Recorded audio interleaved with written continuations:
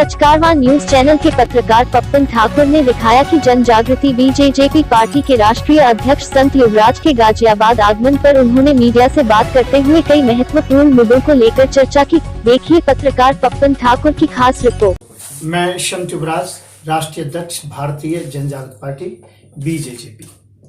आज मुझे बड़ी खुशी है, मैं गाजियाबाद में यहाँ स्टूडियो पर मुझे जो कि बुलाया गया है। धन्यवाद आप सभी देशवासियों के लिए। आपने जो पार्टी बनाई है, क्या उद्देश्य है आपकी पार्टी बनाने का? क्या संदेश देना चाहते हैं आप? देखिए, आज भ्रष्टाचार बहुत हो रहा है और हर पार्टी जो कि भ्रष्टाचार की तरफ है। मैं मोदी जी के अंतर्गत में इतनी हिम्मत नहीं है कि 2014 के वो मैनिफेस्टो के लिए घोषणा पत्र को आज सुना सकें। यदि जनता के बीच में उस घोषणा पत्र को यदि सुनाए मोदी जी, तो मुझे बहुत बड़ी खुशी होगी।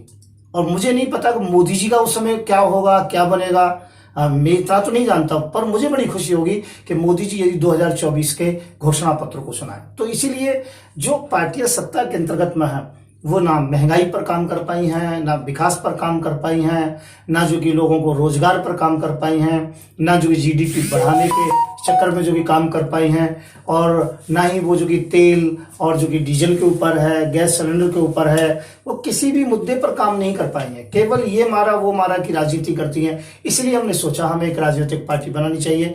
और सब पार्टियां क्या है, कभी कोई हिंदू की बात करता है, कोई मुसलमान की बात करता है, पर देश के अंतर्गत में पहला व्यक्ति मैं हूं या हमारी पार्टी है। मैं नहीं कह सकता कि हम हैं कि जो हम न्यूट्रल बात करते हैं, हम राष्ट्रवादिता की बात करते हैं, भारतीयता की बात करते हैं, और हम हिंदू मुस्लिम सिख ईसाई सभी को एक साथ लेकर के बात करते हैं। तो इसलिए पार्टी बनाने की जरूरत पड़ी कि आज माहौल ठीक नहीं है, आज विकास के मुद्दे नहीं है, केवल हिंदू मुसलमान का झगड़ा करा करके उनके वोटों को डिवाइड करके केवल राजनीति करना चाहते हैं। इसलिए उन पार्टियों को रोकने के लिए, उनको मुंह तोड़ जवाब देने के लिए हमने इस पार्टी को दोबारा से उतारा है। हालांकि ये पार्टी 97 के अंतर्गत में निर्वाचन आयोग में रजिस्टर्ड हो चुकी थी, इसमें चुनाव भी हुआ है, कुछ विधायक और मंत्री बने हैं, परंतु बीच में पार्टी को इसलिए बंद कर दिया था कि हो सकता है शायद बीजेपी अच्छा काम करे, परंतु बीजेपी ने बिल्कुल निराशाजनक जो कि काम किया है। इसलिए हमने ये पार्टी जो कि फिर दोबारा खड़ी की है। तो आपका क्या लक्ष्य है न्यू पार्टी?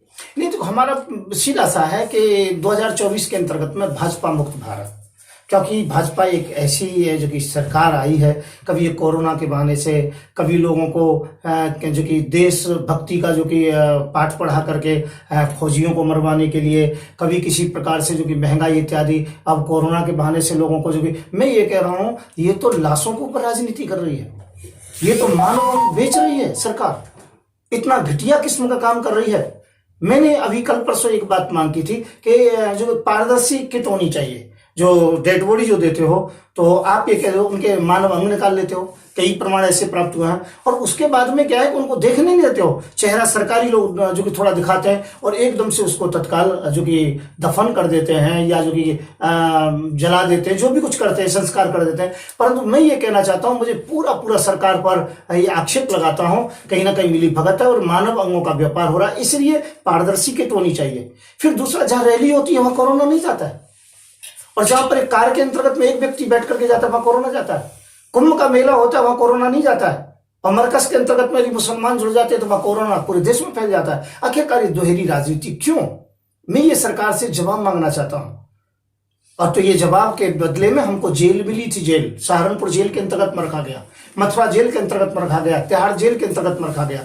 तो सरकार से हम लोग नाराज हैं और सरकार की नीतियों से बहुत ज्यादा ही असंतुष्ट पूरा देश है।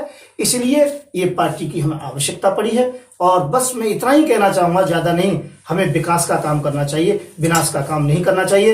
रहा प्रधानमंत्री की बात, तो प्रधानमंत्री चेंज होगा, अब की बार दलित प्रधानमंत्री बनेगा, और मुस्लिम और दलित और भाजपा से असंतुष्ट लोग सभी एकजुट होंगे, जिन्हें मैं एकजुट कर। इस समय 25 से ऊपर तो हमें जो कि पार्टियों के समर्थन मिल चुके हैं। धीरे धीरे करके उनकी हम जो कि लिस्ट अभी ओपन करेंगे, अभी नहीं कर पा रहे हैं। हमारी जो पार्टी का पूरा विकास हो रहा है और पूरा जो कि विस्तार हो रहा है। तो मैं ये कहना चाहूंगा, मैंने घोषणा की है, अगला प्रधानमंत्री हम जो कि दलित चुनेंगे, तो हम अपनी बात पर अड़े हैं। इसलिए हमने ये घोषणा की है और इसलिए हमें पार्टी को आज मैदान में लाना पड़ा है। योगी के 4 सालों को कैसे देखते हैं यूपी में? योगी जी के जो कि 4 साल बहुत अच्छे हैं, और इसमें तो प्रशंसा करने की कोई बात रही नहीं जाती है कि उन्होंने प्रगति बहुत की है, इनकाउंटर बहुत कराए हैं और जाति के नाम पर इनकाउंटर कराए। सबसे अच्छा काम तो उन्होंने ये किया है। दूसरी बात क्या है कि उन्होंने जो बलात्कार बहुत कराए हैं। आप देख लीजिए जितनी भी सरकार हैं उनके अंतर्गत में सबसे बड़ी लिस्ट योगी के टाइम की बलात्कार की आती है। मैं ये कहना चाहता हूं योगी जी ने कितना अच्छा काम नहीं किया। कागजों में काम करते हैं पर धरातल पर कोई भी आज तक काम नहीं किया है। डराने का काम करते हैं, धमकाने का काम करते हैं, इनकाउंटर का काम करते हैं। केवल इन नीतियों के अंतर्गत में उन्होंने जो कि अपनी प्रगति की है, पर वास्तव में यदि देखा जाए जिसे हम प्रगति कहते हैं, समाज के लिए योगी ने कुछ नहीं किया है। सबसे निकम्मा मुख्यमंत्री है यदि योगी है और सबसे निकम्मा प्रधानमंत्री है यदि मोदी है। इससे बड़ा कोई निकम्मे हो नहीं सकते। क्यों? क्योंकि ये मानवों की लाशों के ऊपर राजनीति कर रहे हैं।